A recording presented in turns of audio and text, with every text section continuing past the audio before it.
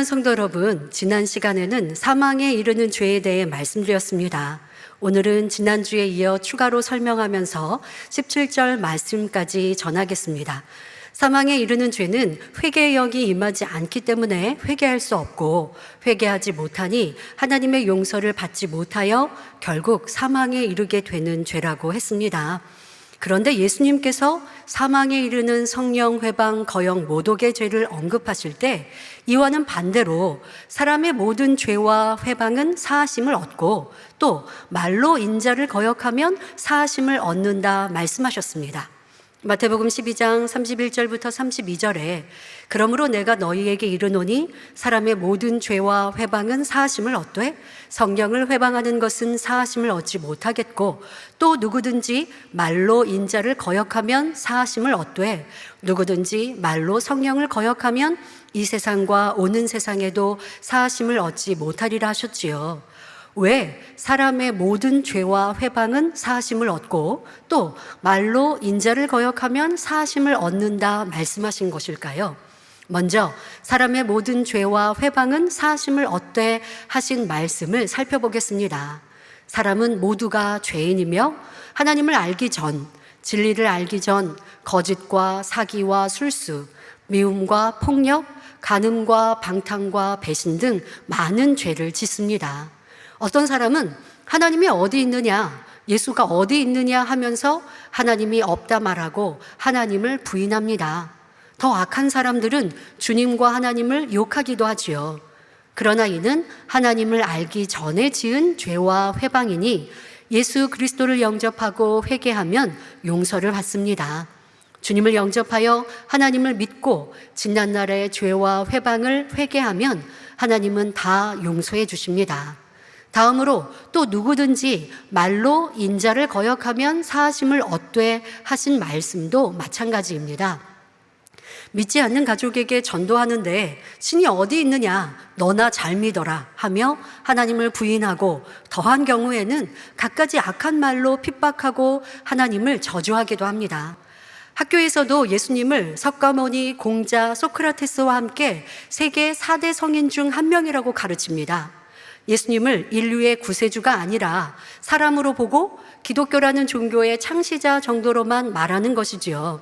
책이나 언론에도 세상 사람이 예수님을 논평하기도 합니다.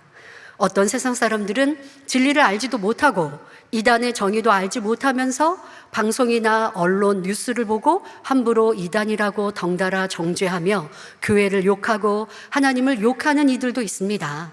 이런 것이 모두 말로 인자를 거역하는 죄가 됩니다.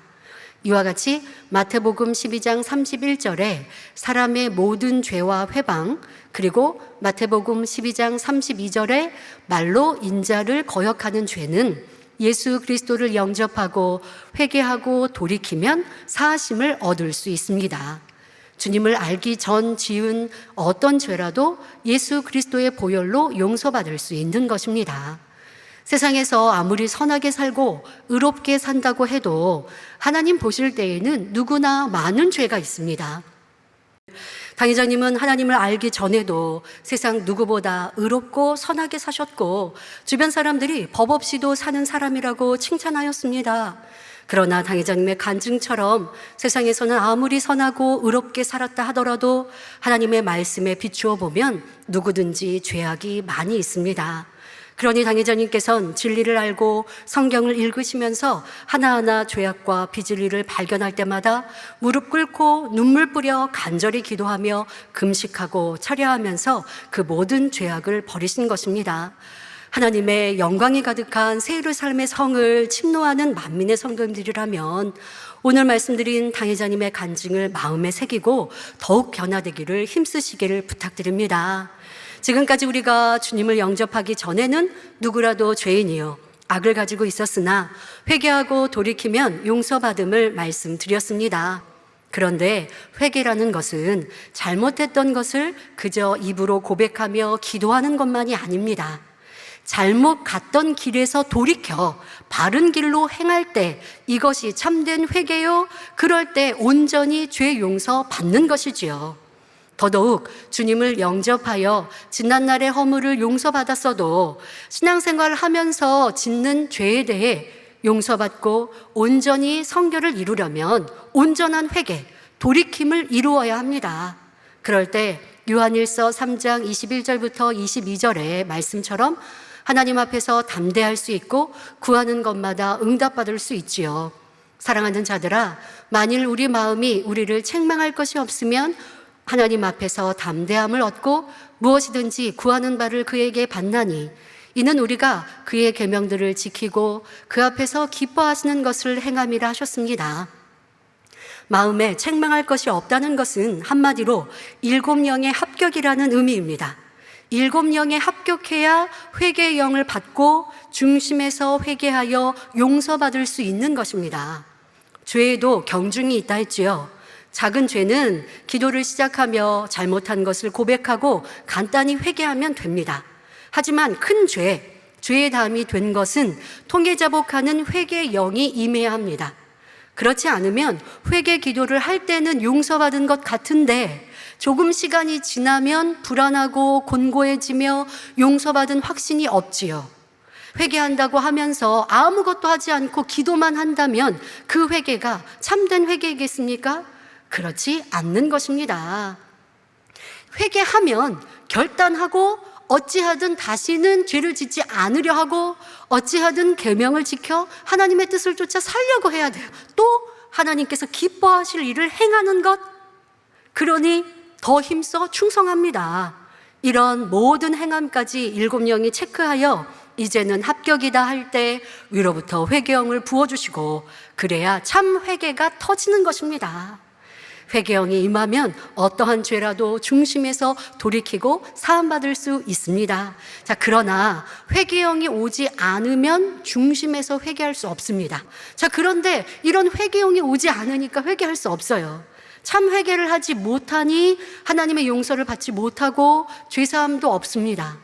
7영이 회개의 영을 부어주지 않으면 결코 죄사함을 받지 못하는 것입니다.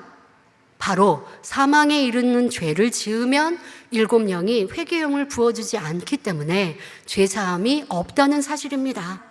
예수님 당시 유대의 분봉왕 헤롯은 동생 빌립의 처 헤로디아를 아내로 삼았는데 이는 율법을 어긴 일이었고 이에 대하여 세례 요한은 옳지 않다 지적하였습니다. 그런데 헤롯 왕은 선지자 세례 요한의 지적을 듣고 회개한 것이 아니라 오히려 세례 요한을 옥에 가두었습니다. 선지자를 옥에 가둔 것은 하나님을 거역하고 하나님 나라를 회방하는 죄입니다. 그런 세례 요한을 옥에 가두고 처형한 것은 명백히 하나님의 뜻을 거역하고 악의 악을 쌓은 모습입니다. 오늘날도 마찬가지입니다.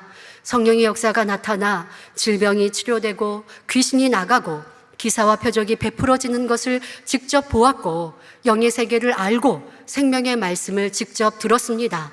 하지만 자기 악으로 인하여 교회를 떠나고 하나님을 떠나는 이들이 있습니다. 성령의 역사가 나타나는 교회를 떠나면서 오히려 이단이다, 사입이다 정죄하고 나쁜 소문을 지어 퍼뜨리는 이들도 있습니다. 또한 성령의 역사를 마귀의 역사다, 사단의 역사다라고 비방하는 이들도 있습니다. 이런 죄들이 성령 회방 거역의 죄이며 이런 사람들은 악의 악을 쌓아 더욱 회방하고 거역하니 사망에 이르는 죄가 하늘을 찌르는 것입니다. 하지만 이제 막 교회에 나와 아직 성령도 받지 못하고 진리를 잘 알지 못하는 새신자가 교회가 이상하다, 신비주의 아닌가 말하였다고 성령을 회방한 죄가 되는 것은 아니고 회개의 영이 주어지지 않는다라는 말씀이 아닙니다. 7영은 각 사람의 중심과 사정을 다 아시기에 그런 새신자가 신앙생활하며 성령을 받고 진리를 깨닫고 회개하면 회개영을 내려주시고 다 용서받을 수 있습니다. 사랑의 하나님께서는 아무리 악한 자라도 끊임없이 회개할 기회를 주시지만 7영이 회개의 영을 주지 않는 한계점에 이른 영혼은 외면하실 수밖에 없습니다. 하나님이 외면하시면 이내 사단이 역사합니다. 그러면 듣고 알았던 진리는 온데간데 없고 자기의 유익과 죄악으로 신속히 빠져듭니다. 가룟 유다의 경우도 예수님께서 여러 차례 회개할 것을 경고하셨지만 끝까지 예수님의 말씀을 무시하였습니다. 사단이 역사하자 유다는 이제 일말의 망설임도 없이 제사장들을 찾아가 본격적으로 예수님을 죽일 것을 모의하고 돈을 받았습니다. 바로 7명이 측정하는 한계점에 이른 것입니다. 자, 적과 꿀이 흐르는 땅 설교에서도 설명드렸지만 이스라엘이 가나안 땅을 정복하는 것도 아모리 족속의 죄악이 관영한 시점과 맞아 떨어진 것을 볼 수 있습니다. 아모리 족속이 용서받지 못할 악을 쌓고 쌓지만 사랑의 하나님은 그래도 회개의 기회를 주시는데 그들의 악이 한계점에 이를 때가 오고 그때가 400년 후이며 그 시점에서는 더 이상 하나님도 용서하실 수 없다는 말씀입니다. 이처럼 한계점에 이르러 7명이 회개의 영을 주지 않으면 공의로우신 하나님께서도 더 이상 용서하지 않고 심판을 결정하십니다. 소돔과 고모라의 심판도 마찬가지였습니다. 하나님께서는 아브라함의 기도를 들으시고 소돔과 고모라 성에 회개할 기회를 주셨지만 그들은 회개하지 않았고 그들의 악이 하늘에 닿았고 계속하여 악의 악을 쌓을 뿐이었습니다. 결국 하늘로부터 불과 유황이 비오듯 쏟아져 소돔과 고모라를 멸하였고 아브라함의 조카 롯의 가족 외에는 아무도 구원받지 못했습니다. 세계의 역사를 보아도 7명으로 측정하여 죄악이 한계점에 이를 때 끔찍한 재앙이 임하고 심판당한 사실을 알아야 합니다. 무엇보다 사랑의 아버지 하나님은 죄인에 대하여서도 오래 참고 기다리십니다. 하나님의 심판은 엄히하시며 선악간에 그대로 심판하십니다. 우리가 해야 할 일은 악을 행하는 사람을 볼 때 자신을 살펴 더욱 변화되면 됩니다. 악한 사람에 대하여서도 내가 심판하려 하지 말고 사랑으로 긍휼히 여기는 주님의 마음을 이루어야 하지요. 그리할 때 연단의 시간을 통해 선과 사랑, 아버지 하나님의 참 자녀로 나올 수 있는 것입니다.